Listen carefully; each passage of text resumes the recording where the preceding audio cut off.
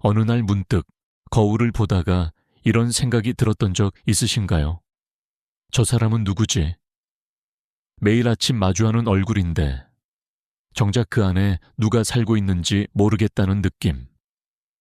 우리는 때로 자신이 가장 낯선 존재가 되곤 합니다. 직장에서는 능력 있는 사람으로, 가정에서는 헌신적인 부모로, 친구들 앞에서는 밝은 사람으로 살아가지만 혼자 남았을 때는 알 수 없는 공허함이 밀려옵니다. 이렇게 사는 게 맞나? 내가 진짜 원하는 건 뭐지? 이런 질문들이 마음 한구석에서 자꾸만 속삭입니다. 스위스의 정신과 의사였던 칼 융은 이것을 인생의 가장 중요한 여정이라고 말했습니다. 자기 자신을 찾아가는 길, 그 길 위에서 우리는 비로소 진정한 의미를 발견하게 된다고요. 오늘 이 시간, 우리 함께 그 여정을 시작해 볼까요? 우리가 매일 세상에 보여주는 얼굴이 있습니다. 융은 이것을 가면이라고 불렀습니다. 라틴어로 페르소나라고 하죠. 배우가 무대에서 쓰는 가면처럼 우리도 사회에서 살아가기 위해 여러 가면을 씁니다. 회사에서는 전문가의 가면을, 집에서는 부모의 가면을, 친구들과 만날 때는 또 다른 가면을 쓰죠. 이 가면들은 나쁜 게 아닙니다. 오히려 필요한 거예요. 사회생활을 하려면 어느 정도의 역할은 해야 하니까요. 하지만 문제는 가면을 쓴 채 너무 오래 살다 보면 그게 진짜 나인 줄 착각하게 된다는 겁니다. 아침부터 밤까지 남들이 기대하는 모습으로만 살다 보면 정작 내 안의 진짜 목소리는 점점 작아집니다. 마치 배우가 무대에서 내려오지 못하고 계속 연기만 하는 것처럼요. 어느 순간 무대 위에 내가 전부인 것처럼 느껴지고 가면을 벗었을 때의 내 모습은 잊혀집니다. 한국 사회는 특히 이런 가면을 강조하는 문화가 있습니다. 체면을 중시하고 다른 사람들의 시선을 의식하고 나이에 맞는 행동을 해야 한다는 압력이 크죠. 40대면 40대답게, 50대면 50대답게 살아야 한다는 보이지 않는 규칙들이 있습니다. 그래서 많은 분들이 자신의 진짜 모습을 숨긴 채 살아갑니다. 하고 싶은 말이 있어도 참고, 하고 싶은 일이 있어도 미루고, 그렇게 시간은 흘러갑니다. 그런데 융은 이렇게 말했습니다. 인생의 전반부는 가면을 만드는 시기라고요. 학교를 다니고, 직장을 구하고, 가정을 꾸리고, 사회적 지위를 쌓는 시기입니다. 이때는 바깥 세상의 요구에 맞춰 나를 만들어 갑니다. 그게 당연하고 또 필요한 과정이에요. 하지만 인생의 후반부, 특히 중년 이후에는 달라져야 한다고 합니다. 이제는 안쪽으로 눈을 돌려야 할 때입니다. 가면 뒤에 숨어있던 진짜 나를 찾아야 할 시간이 온 거죠. 자기 자신을 찾아가는 첫 번째 단계는 가면을 인식하는 것입니다. 내가 어떤 가면을 쓰고 있는지 알아차리는 거예요. 직장에서 항상 강해 보이려고 애쓰는 건 아닌지, 집에서 완벽한 부모가 되려고 무리하는 건 아닌지, 친구들 앞에서 항상 괜찮은 척하는 건 아닌지 들여다보는 겁니다. 이건 쉽지 않은 작업입니다. 왜냐하면 가면을 쓴 지 너무 오래되어서 그게 내 얼굴인 줄 알고 있으니까요. 조용한 시간을 가져보세요. 하루 중 잠깐이라도 혼자만의 시간을 만들어서 내가 오늘 어떤 모습으로 살았는지 돌아보는 겁니다. 어떤 순간에 불편했는지, 어떤 말을 하면서 진심이 아니었는지, 어떤 행동을 하면서 억지로 한 것 같았는지 살펴보세요. 그 불편함과 어색함이 바로 가면과 진짜 나 사이의 강역입니다. 그 강역을 느끼는 것이 첫 걸음이에요. 그 다음 단계는 훨씬 더 어렵습니다. 윤기 그림자라고 부른 것을 마주하는 일입니다. 그림자는 우리가 인정하고 싶지 않은 내 안의 모습들입니다. 질투심, 이기심, 분노, 나약함, 두려움 같은 것들이죠. 우리는 이런 감정들을 느끼면 당황합니다. 나는 그런 사람이 아니라고 생각했는데 이런 마음이 생기니까 놀라는 거예요. 그래서 재빨리 그 감정을 밀어내고 부정합니다. 아니야, 나는 그렇지 않아. 나는 좋은 사람이야. 이렇게 스스로를 설득하죠. 하지만 그림자는 사라지지 않습니다. 억눌러 봤자 더 깊은 곳으로 숨어들 뿐입니다. 그리고 우리가 의식하지 못하는 순간에 튀어나옵니다. 별것 아닌 일에 화를 내거나 누군가를 질투하거나 설명할 수 없는 불안에 휩싸이는 것들이 모두 그림자의 작용입니다. 융은 이렇게 표현했습니다. 우리가 의식하지 못하는 것은 우리 삶을 운명처럼 지배한다고요. 내가 인정하지 않는 내 안의 어두운 부분들이 결국 내 삶을 좌우한다는 뜻입니다. 그렇다면 어떻게 해야 할까요? 융은 그림자를 인정하고 받아들이라고 합니다. 도망치지 말고 정면으로 마주보라는 거예요. 이건 쉽지 않습니다. 자신의 나쁜 면을 인정한다는 게 얼마나 불편한 일인지 우리는 잘 알고 있으니까요. 하지만 이상한 일이 일어납니다. 내 안의 어둠을 인정하는 순간 그것이 오히려 힘이 되기 시작합니다. 예를 들어볼까요? 당신이 누군가를 질투한다고 해봅시다. 동료가 승진했는데 자꾸 마음이 불편한 거예요. 처음에는 그 감정을 부정합니다. 아니야, 나는 그 사람을 축하해줘. 나는 그런 사람 아니야. 하지만 마음속 깊은 곳에서는 계속 불편함이 남아 있습니다. 이때 용기를 내서 인정하는 겁니다. 그래, 나는 지금 질투하고 있어. 나도 인정받고 싶고, 나도 성공하고 싶은데 안 되니까 힘들어. 이렇게 솔직하게 받아들이는 순간 변화가 시작됩니다. 질투라는 감정 뒤에는 사실 내 진짜 욕구가 숨어 있습니다. 나도 성장하고 싶다는 욕구, 인정받고 싶다는 욕구, 더 나은 삶을 살고 싶다는 욕구 말이에요. 그림자를 인정하면 그 뒤에 숨은 진짜 메시지를 들을 수 있습니다. 그러면 건설적인 방향으로 나아갈 수 있어요.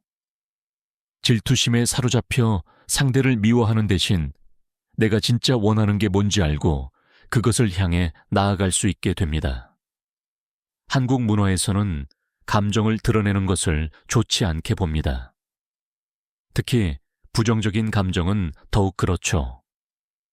화를 내면 교양 없다고 하고, 슬퍼하면 약하다고 하고, 두려워하면 용기가 없다고 합니다. 그래서 많은 분들이 평생 감정을 숨기고 살아갑니다. 하지만 숨긴다고 없어지는 게 아닙니다. 쌓이고 쌓여서 어느 날 폭발하거나 아니면 몸의 병으로 나타나기도 합니다. 그림자를 마주한다는 것은 내 안의 모든 감정을 인정한다는 뜻입니다. 화날 때는 화가 난다고 인정하고, 슬플 때는 슬프다고 인정하고, 두려울 때는 두렵다고 인정하는 거예요. 그렇다고 그 감정에 휩쓸려 행동하라는 게 아닙니다. 감정을 인정하는 것과 감정대로 행동하는 것은 다릅니다. 화가 난다고 해서 물건을 집어던지거나 소리를 지르라는 게 아니에요. 화가 났다는 사실을 먼저 인정하고 그 화의 원인이 무엇인지 들여다보라는 겁니다. 이 과정에서 일기를 쓰는 것이 도움이 됩니다. 하루를 돌아보면서 어떤 감정이 들었는지 솔직하게 적어보세요. 누구에게 보여줄 것도 아니니까 아주 솔직하게 쓸 수 있습니다. 오늘 나는 누구에게 화가 났다. 왜냐하면 그 사람이 나를 무시한 것 같았기 때문이다. 오늘 나는 누군가를 질투했다. 그 사람이 가진 것을 나도 갖고 싶었기 때문이다. 이렇게 쓰다 보면 내 안의 그림자가 조금씩 드러납니다. 그리고 신기하게도 글로 쓰고 나면 그 감정이 조금 가벼워집니다. 빛을 비추면 그림자가 옅어지듯이 의식의 빛을 비추면 무의식의 어둠이 조금씩 밝아집니다. 그림자를 마주하는 과정에서 우리는 중요한 깨달음을 얻습니다. 완벽한 사람은 없다는 것입니다. 모두가 빛과 어둠을 함께 가지고 있다는 것입니다. 당신만 나쁜 생각을 하는 게 아니에요. 당신만 부정적인 감정을 느끼는 게 아닙니다. 모든 사람이 그렇습니다. 차이가 있다면 어떤 사람은 그것을 인정하고 어떤 사람은 부정한다는 것뿐입니다. 인정하는 사람은 그것을 다룰 수 있지만 부정하는 사람은 그것에 지배당합니다. 융의 통찰 중 또 하나 중요한 것은 남성과 여성의 내면에 대한 이야기입니다. 융은 모든 남성의 무의식 속에는 여성적인 면이 있고 모든 여성의 무의식 속에는 남성적인 면이 있다고 봤습니다. 남성 안의 여성성을 아니마라고 하고 여성 안의 남성성을 아니무스라고 했죠. 이것도 우리가 인정하기 어려운 부분입니다. 한국 사회는 오랫동안 남자는 강해야 하고 여자는 부드러워야 한다고 가르쳐 왔습니다. 남자가 눈물을 보이면 나약하다고 했고 여자가 주장을 강하게 하면 여자답지 못하다고 했습니다. 그래서 많은 남성들은 자신의 감성적이고 섬세한 면을 숨기고 많은 여성들은 자신의 강인하고 독립적인 면을 억누릅니다. 하지만 융은 온전한 사람이 되려면 내 안의 양쪽 면을 모두 받아들여야 한다고 말합니다. 남성이 자신의 감성을 인정하고 표현할 수 있을 때 비로소 완전한 인간이 됩니다. 여성이 자신의 힘과 독립성을 인정하고 발휘할 수 있을 때 진정한 자신이 됩니다. 이것은 남자가 여자처럼 되라는 게 아니고 여자가 남자처럼 되라는 게 아닙니다. 내 안에 있는 모든 면을 인정하고 통합하라는 뜻입니다. 중년에 접어들면서 많은 분들이 이런 변화를 경험합니다. 평생 강하게만 살아온 남성이 갑자기 눈물이 많아지고 예술이나 자연에 관심을 갖게 됩니다. 평생 다른 사람을 돌보며 살아온 여성이 갑자기 자기 주장을 하기 시작하고 자신의 꿈을 좇기 시작합니다. 이것은 문제가 아니라 성장의 신호입니다. 억눌렀던 내면의 다른 면이 이제 표현되고 싶어 하는 겁니다. 이 변화를 두려워할 필요가 없습니다. 오히려 환영해야 합니다. 평생 한쪽 면만 살아왔다면 이제 다른 면도 살아볼 시간이 온 거예요. 그동안 몰랐던 나의 다른 모습을 발견하는 재미있는 여정이 시작되는 겁니다. 남성이 자신의 부드러움을 발견하면 인간관계가 더 깊어지고 여성이 자신의 강인함을 발견하면 삶이 더 주체적이 됩니다.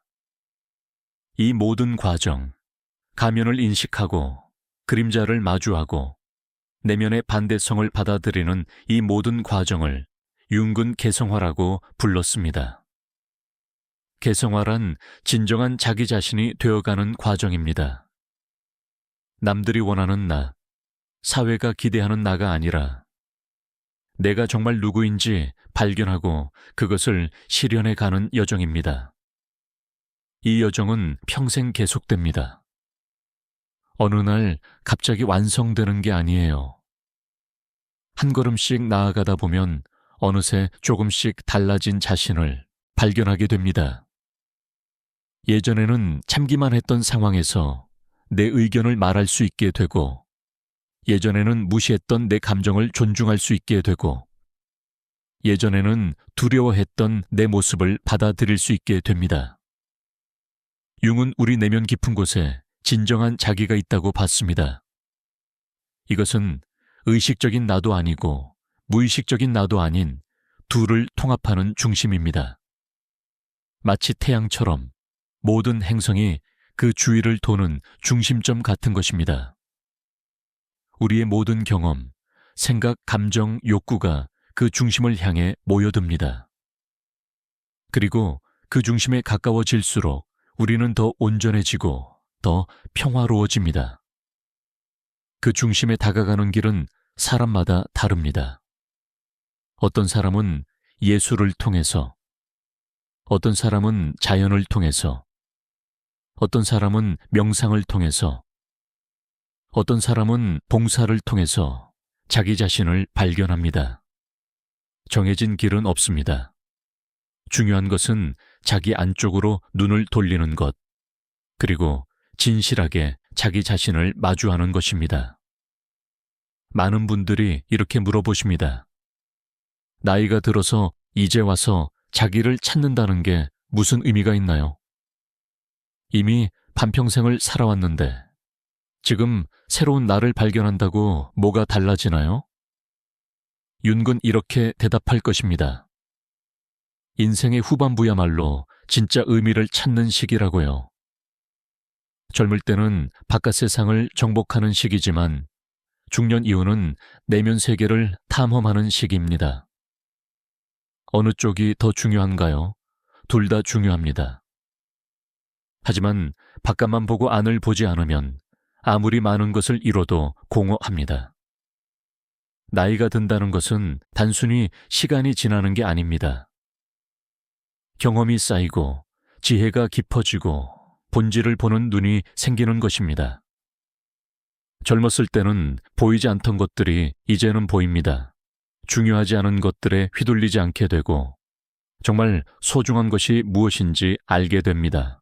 이런 때야말로 진정한 자기 발견의 황금기입니다. 그렇다면 구체적으로 어떻게 시작할까요? 첫째, 혼자만의 시간을 가지세요. 바쁜 일상 속에서도 하루 10분이라도 온전히 혼자 있는 시간을 만드세요. 아무것도 하지 않고 그냥 조용히 앉아서 내 마음을 들여다보는 겁니다. 처음에는 어색할 수 있습니다. 가만히 있으면 온갖 생각들이 머릿속을 스쳐 지나갑니다. 할 일, 걱정거리, 지난 일, 앞으로의 일들이 끊임없이 떠오르죠.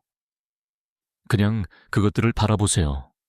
쫓아내려고 하지 말고 그냥 관찰하는 겁니다. 이 생각들이 나구나. 이런 걱정을 하고 있었구나. 이렇게 알아차리는 것만으로도 의미가 있습니다. 둘째, 내면의 목소리에 귀 기울이세요. 우리는 보통 바깥의 목소리만 듣습니다. 부모님이 뭐라고 하는지, 배우자가 뭐라고 하는지, 상사가 뭐라고 하는지, 세상이 뭐라고 하는지 항상 귀를 기울입니다. 하지만 정작 내 안의 목소리는 무시합니다.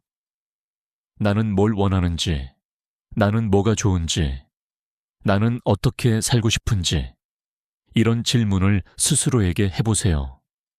그리고 솔직한 답을 찾아보세요. 남들이 들으면 뭐라고 할까 신경 쓰지 말고 진짜 내 마음이 뭔지 들어보는 겁니다. 셋째, 작은 것부터 실천해보세요. 갑자기 인생을 바꿀 필요는 없습니다. 작은 것부터 시작하면 됩니다. 평소에 하고 싶었지만 못했던 일을 하나 해보세요. 산책을 하고 싶었다면 산책을 하고, 그림을 그리고 싶었다면 그림을 그리고, 책을 읽고 싶었다면 책을 읽으세요. 아무리 사소한 것이라도 내가 진짜 원하는 것을 하나씩 실천하다 보면 점차 진짜 내가 살아나기 시작합니다. 넷째, 과거를 되돌아보세요. 융은 회상이 중요하다고 강조했습니다. 지나온 삶을 돌아보면서 의미를 찾는 겁니다. 어릴 적 꿈은 무엇이었나요? 언제 가장 행복했나요? 어떤 순간에 가장 나답다고 느꼈나요? 이런 기억들 속에 진짜 나의 모습이 숨어 있습니다. 나이가 들수록 과거가 더 선명해집니다. 그건 뇌가 노화돼서가 아니라 이제야 그 의미를 이해할 준비가 되었기 때문입니다. 다섯째, 용서하세요. 자기 자신을 찾아가는 여정에서 가장 중요한 것 중 하나가 용서입니다. 먼저 나 자신을 용서하세요. 과거에 했던 잘못된 선택, 후회되는 행동, 놓친 기회들을 용서하세요. 그때는 그게 최선이었어요. 지금의 내가 과거의 나를 판단할 수는 있지만 그때는 그것밖에 할 수 없었습니다. 나를 용서하지 못하면 앞으로 나아갈 수 없습니다. 과거에 묶여서 평생 후회 속에 살게 됩니다. 그리고 다른 사람들도 용서하세요. 부모님, 배우자, 형제자매, 친구, 동료 중에서 상처를 준 사람들이 있을 겁니다. 그 상처를 계속 붙들고 있으면 그것이 내 삶을 무겁게 만듭니다. 용서한다는 것은 그들이 한 일이 괜찮다고 인정하는 게 아닙니다. 그 일로부터 나를 자유롭게 하는 겁니다. 그들이 준 상처가 더 이상 내 현재를 지배하지 못하게 하는 거예요. 용서는 쉽지 않습니다. 특히 깊은 상처일수록 더 어렵습니다. 하지만 용서는 상대를 위한 게 아니라 나를 위한 겁니다. 원망과 분노를 내려놓는 순간 그 에너지를 더 건설적인 곳에 쓸 수 있게 됩니다. 과거에 묶여있던 마음이 자유로워지면서 미래를 향해 나아갈 수 있습니다. 융의 가르침 중 하나는 꿈의 중요성입니다. 꿈은 무의식이 보내는 메시지라고 봤죠. 잠자는 동안 우리의 무의식은 계속 활동합니다. 낮 동안 억눌렀던 감정, 무시했던 욕구, 외면했던 진실이 꿈을 통해 드러납니다. 꿈을 기억하고 기록하는 것은 자기 이해의 좋은 도구입니다. 깨어나자마자 꿈을 메모하세요. 시간이 지나면 금방 잊혀지니까 바로 적는 게 중요합니다. 꿈의 내용, 꿈에서 느낀 감정, 인상 깊었던 장면들을 적어두세요. 그리고 가끔 그것들을 다시 읽어보세요. 패턴이 보일 수 있습니다. 반복되는 상징, 자주 나타나는 인물, 비슷한 상황들이 있을 겁니다. 그것들이 무의식이 당신에게 하고 싶은 이야기입니다. 꿈을 해석하려고 너무 애쓸 필요는 없습니다. 꿈의 의미는 사전처럼 정해진 게 아니에요. 같은 상징도 사람마다 다른 의미를 가질 수 있습니다. 중요한 것은 꿈이 당신에게 어떤 느낌을 주는가입니다. 꿈에서 느낀 감정에 주목하세요. 두려웠나요? 행복했나요? 슬펐나요? 그 감정이 무엇을 말하려는 건지 생각해 보세요. 또 하나 중요한 것은 상징과 신화입니다. 융은 모든 인류가 공유하는 집단 무의식이 있다고 봤습니다. 문화와 시대를 초월해서 반복되는 이야기들, 신화, 동화, 전설 속에는 인간 존재의 보편적 진실이 담겨 있다고 했죠. 그래서 예시하기를 읽는 것이 자기 이해에 도움이 됩니다. 한국의 전통 이야기들을 다시 읽어보세요. 흥부와 놀부, 콩쥐팥쥐, 견우와 직녀, 단군신화 같은 이야기들 말입니다. 어릴 적에는 그냥 재미있는 이야기로만 들었지만 지금 다시 읽으면 다르게 보입니다. 그 안에 인간의 욕망, 갈등, 성장, 변화가 담겨 있습니다. 우리 삶의 여정이 그 안에 있어요. 예를 들어 흥부 이야기를 봅시다. 흥부는 가난하지만 착하고 놀부는 부자지만 나쁩니다. 결국 흥부는 복을 받고 놀부는 벌을 받죠. 이것을 단순한 권선징악 이야기로만 볼 수도 있습니다. 하지만 더 깊이 들여다보면 이것은 우리 내면의 두 가지 면을 보여줍니다. 흥부는 우리의 선한 면, 이타적인 면이고 놀부는 우리의 이기적인 면, 탐욕스러운 면입니다. 우리 안에는 흥부도 있고 놀부도 있습니다. 둘 다 나의 일부예요. 이야기는 우리에게 어느 쪽을 선택할 것인가를 묻습니다. 흥부처럼 살 것인가? 놀부처럼 살 것인가? 물론 우리는 흥부가 되고 싶어 합니다. 하지만 현실에서는 놀부의 유혹이 강합니다. 더 많이 갖고 싶고, 더 높이 올라가고 싶고, 남들보다 앞서고 싶은 마음이 있습니다. 이 갈등을 인정하고 자각하는 것이 성숙의 시작입니다. 신화와 전설은 우리에게 삶의 여정을 보여줍니다. 영웅은 평범한 세계를 떠나 모험을 하고, 시련을 겪고, 괴물과 싸우고, 보물을 얻어서 돌아옵니다. 이것은 단순한 모험 이야기가 아닙니다. 우리 각자의 인생 여정을 상징합니다. 익숙한 세계를 떠나 미지의 세계로 나아가는 것, 두려움과 맞서는 것, 자신을 변화시키는 것, 그리고 새로운 지혜를 가지고 돌아오는 것이 바로 개성화의 여정입니다. 당신도 영웅입니다. 거창한 일을 해야 영웅이 되는 게 아닙니다. 자기 자신과 정직하게 마주하고 내면의 어둠을 통과하고 진정한 자기를 찾아가는 사람이 진짜 영웅입니다. 뉴스에 나오는 사람들, 역사책에 나오는 사람들만 영웅이 아닙니다. 평범한 삶 속에서 자기 자신과 씨름하며 성장하는 모든 사람이 영웅입니다. 중년의 위기라는 말을 많이 듣습니다. 융은 이것을 위기가 아니라 전환점으로 봤습니다. 인생의 전반부에서 후반부로 넘어가는 중요한 시점이라는 거죠. 지금까지는 바깥을 향해 달려왔다면 이제는 안쪽을 향해 걸어가야 할 때입니다. 지금까지는 많이 갖는 것이 목표였다면 이제는 의미 있게 사는 것이 목표가 됩니다. 지금까지는 남들에게 인정받는 것이 중요했다면 이제는 나 자신에게 진실한 것이 중요해집니다. 이 전환이 쉽지 않습니다. 그래서 많은 사람들이 중년의 위기를 겪습니다. 갑자기 모든 게 공허하게 느껴집니다. 열심히 일해서 이만큼 이뤘는데 왜 행복하지 않을까? 가족도 있고 직장도 있고 집도 있고 돈도 어느 정도 있는데 왜 이렇게 허전할까? 이런 질문이 떠오릅니다. 융은 이런 공허함을 영혼의 목마름이라고 표현했습니다. 물질적인 것으로는 채워지지 않는 갈증입니다.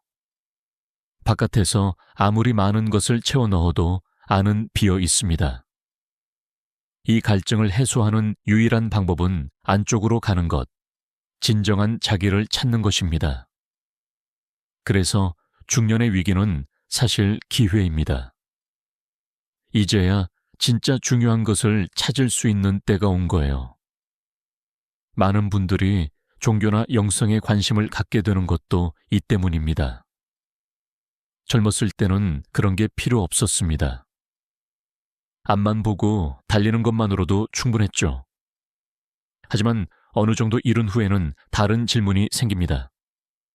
삶의 의미는 무엇인가? 죽음 후에는 무엇이 있는가? 나는 왜 존재하는가? 이런 근본적인 질문들이 떠오릅니다. 융은 종교가 아니더라도 영성이 필요하다고 봤습니다. 영성이란 자기보다 큰 무언가와 연결되는 경험입니다. 우주, 자연, 생명, 신, 뭐라고 부르든 상관없습니다.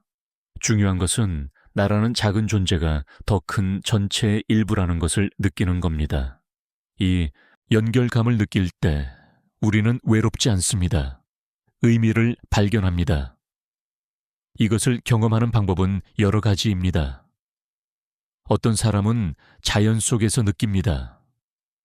산에 오르거나 바다를 바라보거나 별을 올려다볼 때 뭔가 큰 것과 연결된 느낌을 받습니다.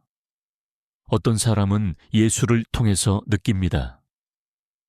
음악을 듣거나 그림을 그리거나 시를 쓸 때 말로 표현할 수 없는 무언가를 경험합니다. 어떤 사람은 명상이나 기도를 통해서, 어떤 사람은 봉사를 통해서 경험합니다. 한국인들은 예로부터 자연과 가까이 살아왔습니다. 산과 강, 나무와 꽃을 사랑했죠. 우리 조상들은 자연에서 위로를 받고 지혜를 얻었습니다. 지금도 마찬가지입니다. 복잡한 도시를 벗어나 자연 속에 있으면 마음이 편안해집니다. 이것은 단순한 기분 전환이 아닙니다. 자연과의 연결을 회복하는 것, 더 큰 전체의 일부임을 느끼는 것입니다. 시간을 내서 자연 속을 걸어보세요. 산책을 하면서 주변을 관찰하세요. 나무가 어떻게 자라는지, 새가 어떻게 지저귀는지, 바람이 어떻게 부는지 느껴보세요. 계절의 변화를 느껴보세요. 봄에 새싹이 돋고, 여름에 무성해지고, 가을에 단풍이 들고, 겨울에 잠드는 것을 지켜보세요. 자연은 끊임없이 변화하면서도 순환합니다. 우리 삶도 그렇습니다. 계절처럼 때가 있고 순환이 있습니다. 윤근 상징의 힘을 강조했습니다. 상징은 말로 다 표현할 수 없는 것을 나타냅니다. 원은 완전함을 상징하고, 나무는 성장을 상징하고, 물은 무의식을 상징합니다. 우리는 상징을 통해 더 깊은 진실과 만날 수 있습니다. 그래서 예술이 중요합니다. 예술은 상징의 언어로 말하니까요. 창작 활동을 해보세요. 전문가가 되려는 게 아닙니다. 그냥 표현하는 겁니다. 그림을 그리든, 글을 쓰든, 음악을 만들든 뭐든 좋습니다. 손으로 무언가를 만드는 것도 좋습니다. 도자기, 목공, 바느질, 정원 가꾸기 같은 것들 말이에요.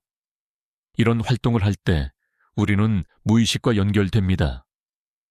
의식적으로 생각하지 않아도 손이 알아서 움직입니다. 그 과정에서 내면의 무언가가 표현됩니다. 완벽하게 하려고 하지 마세요. 결과물이 중요한 게 아닙니다. 과정이 중요합니다. 무언가를 만들면서 나를 발견하는 과정이 의미 있는 겁니다. 어린아이가 그림을 그릴 때처럼 판단하지 말고 그냥 즐기세요. 이게 잘 그려진 건가, 못 그려진 건가 평가하지 말고 그냥 그리는 행위 자체를 즐기는 겁니다. 관계도 중요합니다. 우리는 혼자서는 자기를 완전히 알 수 없습니다. 다른 사람과의 관계 속에서 나를 발견합니다.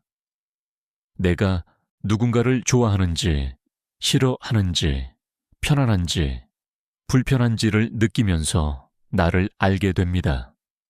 특히 가까운 관계일수록 더 많은 것을 보여줍니다. 배우자나 가족과의 관계를 돌아보세요. 반복되는 갈등이 있나요? 같은 문제로 자꾸 싸우나요? 그것은 단순히 상대방의 문제가 아닙니다. 거기에 내 그림자가 투영되어 있을 수 있습니다. 내가 인정하지 않는 내 모습을 상대방에게서 보고 화를 안 내는 거죠. 예를 들어 내가 무의식적으로 억누르고 있는 이기심을 상대방이 표현하면 나는 과도하게 화를 냅니다. 그 사람이 나의 그림자를 건드린 거예요. 관계에서 문제가 생기면 상대방만 탓하지 말고 나도 돌아보세요. 내 안에 무엇이 반응하는 걸까?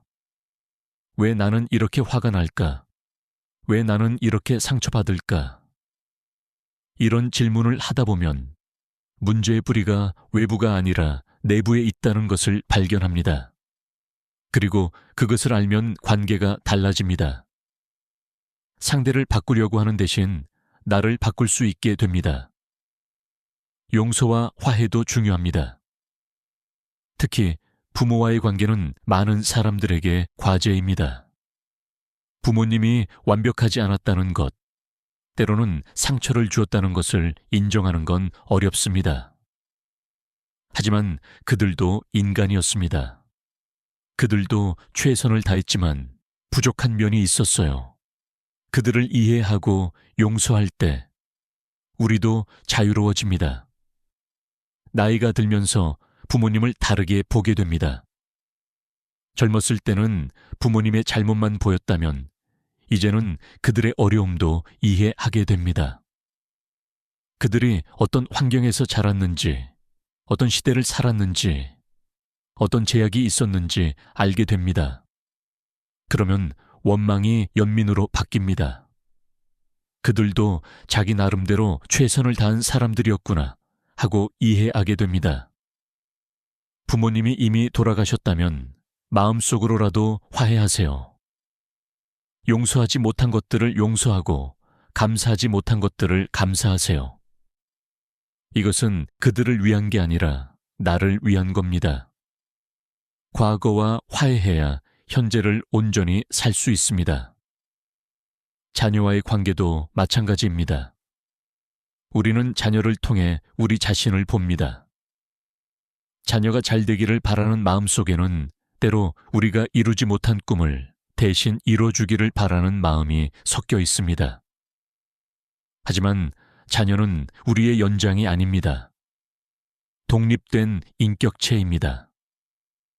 그들의 길을 가게 해주는 것, 그것이 진정한 사랑입니다. 나이 들어가면서 우리는 역할이 바뀝니다. 돌보는 사람에서 돌봄을 받는 사람으로, 가르치는 사람에서 배우는 사람으로, 주는 사람에서 받는 사람으로 바뀔 수 있습니다. 이 변화를 받아들이는 것도 성숙입니다. 항상 강하고 능력 있는 모습만 보이려고 하지 말고 약해질 때는 약한 모습을 보여도 됩니다. 도움이 필요할 때는 도움을 청해도 됩니다. 그것이 인간답게 사는 겁니다. 융은 죽음에 대해서도 이야기했습니다. 죽음은 끝이 아니라 변화라고 봤죠. 우리가 알 수 없는 다른 상태로의 전환이라고요. 죽음을 두려워하지 말라는 게 아닙니다. 두려움은 당연합니다. 하지만 죽음을 부정하지는 말라는 겁니다. 죽음은 삶의 일부이고 죽음을 의식할 때 우리는 더 깊이 살게 됩니다. 나이가 들수록 죽음은 가까워집니다. 주변에서 아는 사람들이 떠나갑니다. 이것은 슬픈 일이지만 동시에 삶의 소중함을 일깨워줍니다. 남은 시간이 무한하지 않다는 것을 알 때 우리는 더 의미 있게 살려고 노력합니다. 미루던 것을 실행하고 말하지 못한 것을 말하고 하고 싶던 것을 합니다. 융은 인생의 후반부를 준비의 시기로 봤습니다.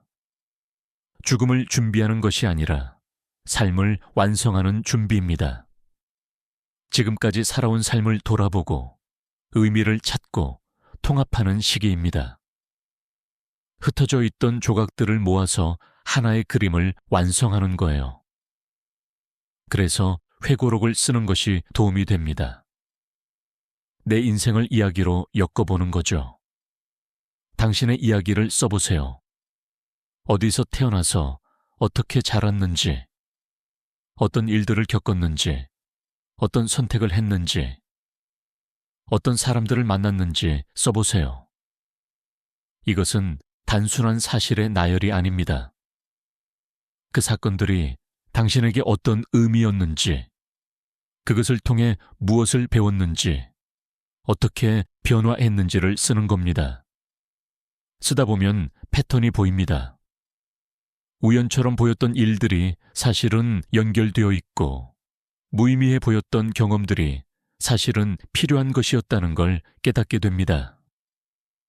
당신의 이야기를 누군가와 나누세요. 자녀나 손자, 손녀에게 들려주세요. 당신의 경험은 귀중한 유산입니다. 물질적인 유산도 중요하지만 삶의 지혜를 전하는 것은 더 큰 선물입니다. 당신이 어떻게 어려움을 극복했는지, 어떤 실수를 했고 그것에서 무엇을 배웠는지, 무엇이 진짜 중요한지를 나누세요. 봉사도 의미를 찾는 좋은 방법입니다. 나이가 들면 시간적 여유가 생깁니다. 그 시간을 의미 있게 쓸 수 있습니다. 다른 사람을 돕는 것, 사회에 기여하는 것, 지식과 경험을 나누는 것이 삶의 의미를 더합니다. 작은 것부터 시작하세요. 이웃을 돕거나, 재능을 나누거나, 환경을 보호하거나, 무엇이든 좋습니다. 봉사는 남을 돕는 것이지만 동시에 나를 돕는 것입니다. 누군가에게 도움이 된다는 것을 느낄 때 우리는 존재의 가치를 확인합니다. 내가 여기 있는 것이 의미가 있구나 하고 느낍니다.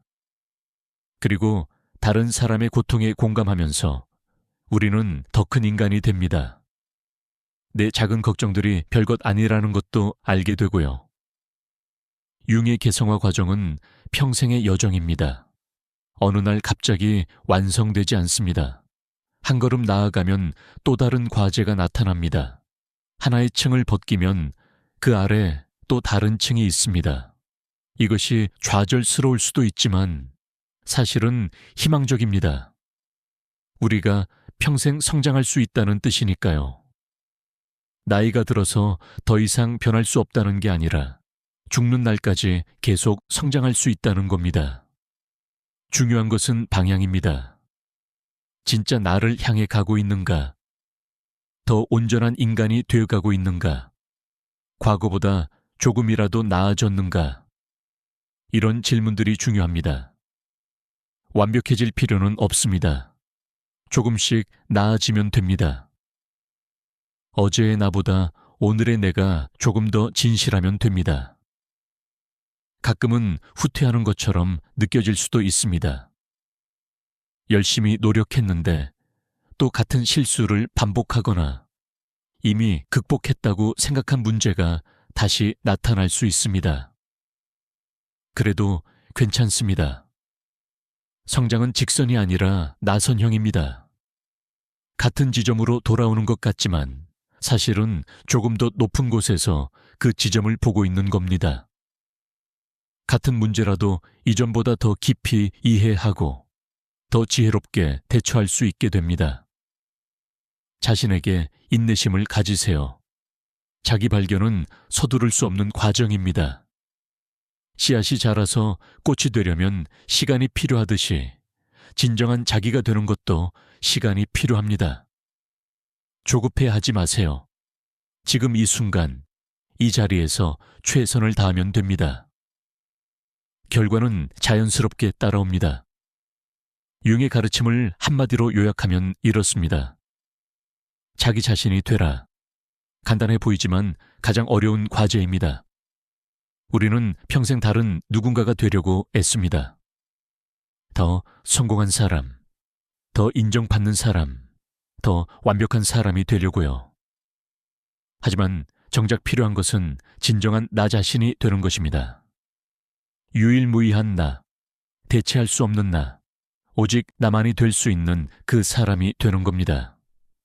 세상에는 똑같은 사람이 없습니다.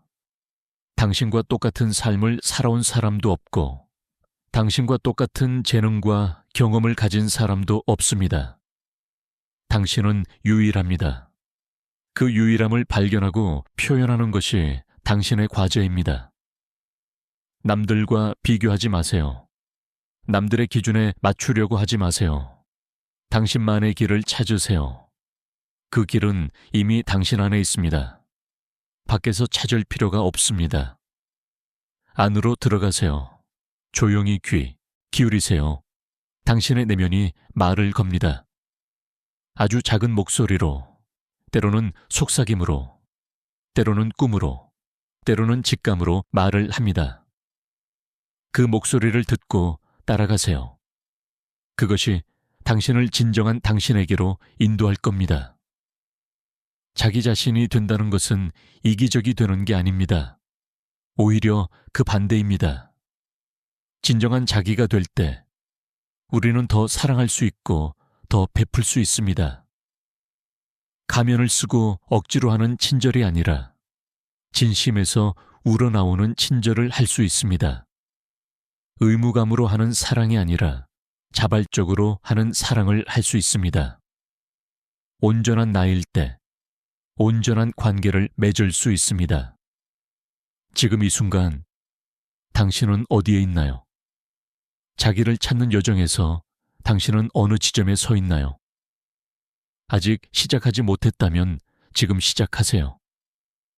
이미 시작했다면 계속 나아가세요. 길을 잃었다고 느낀다면 잠시 멈춰서 다시 방향을 찾으세요. 어디에 있든 지금 이 자리가 바로 당신의 출발점입니다. 두려워하지 마세요. 자기 자신을 마주하는 것은 무섭지만 그만큼 보람 있는 일입니다. 어둠을 통과해야 빛에 도달할 수 있습니다. 그림자를 인정해야 온전해질 수 있습니다. 가면을 벗어야 진짜 얼굴을 찾을 수 있습니다. 이 여정은 혼자 하는 것 같지만 사실은 모든 인류가 함께하는 여정입니다. 당신만 이 길을 가는 게 아닙니다. 모두가 각자의 방식으로 같은 목적지를 향해 가고 있습니다. 오늘 이 시간이 당신에게 작은 씨앗이 되기를 바랍니다. 자기 자신을 찾아가야겠다는 생각, 진정한 나로 살아야겠다는 다짐이 당신 마음속에 심어지기를 바랍니다. 그 씨앗은 시간이 지나면서 싹을 틔우고 자라날 겁니다. 조급해하지 말고 물을 주세요. 관심과 노력으로 그 씨앗을 키우세요.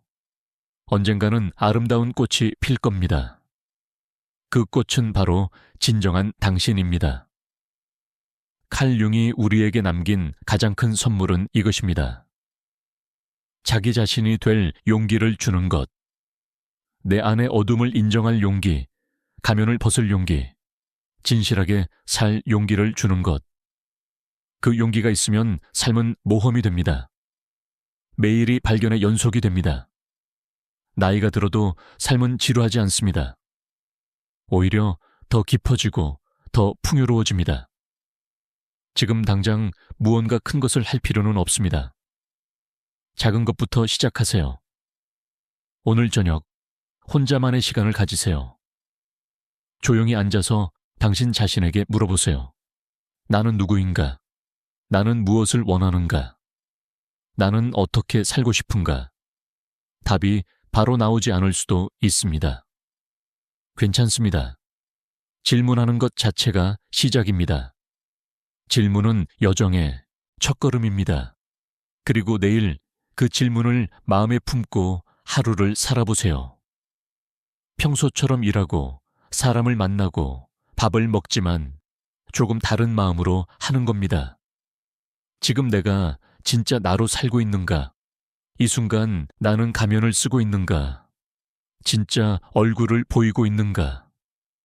이렇게 자각하며 사는 것만으로도 변화는 시작됩니다. 인생은 짧습니다. 우리에게 주어진 시간은 한정되어 있습니다. 그 시간을 남의 삶을 사는데 쓰지 마세요. 가짜 나로 사는데 쓰지 마세요.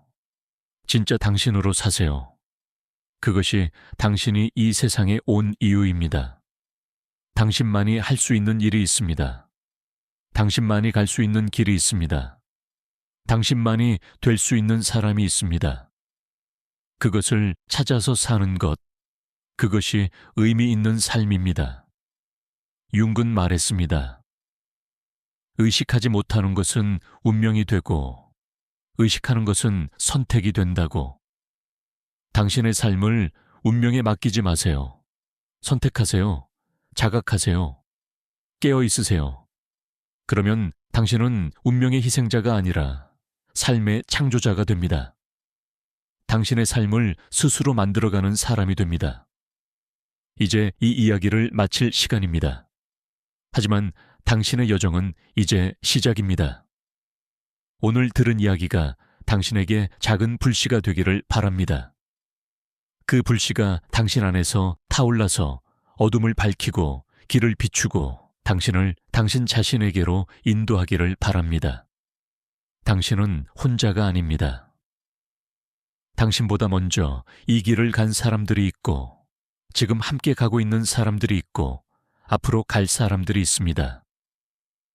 우리는 모두 같은 여정 위에 있습니다. 진정한 자기를 찾아가는 온전한 인간이 되어가는 여정 말입니다. 그 길 위에서 당신을 응원합니다. 용기를 내세요. 진실하게 사세요. 당신 자신이 되세요. 그것이 가장 아름다운 삶입니다.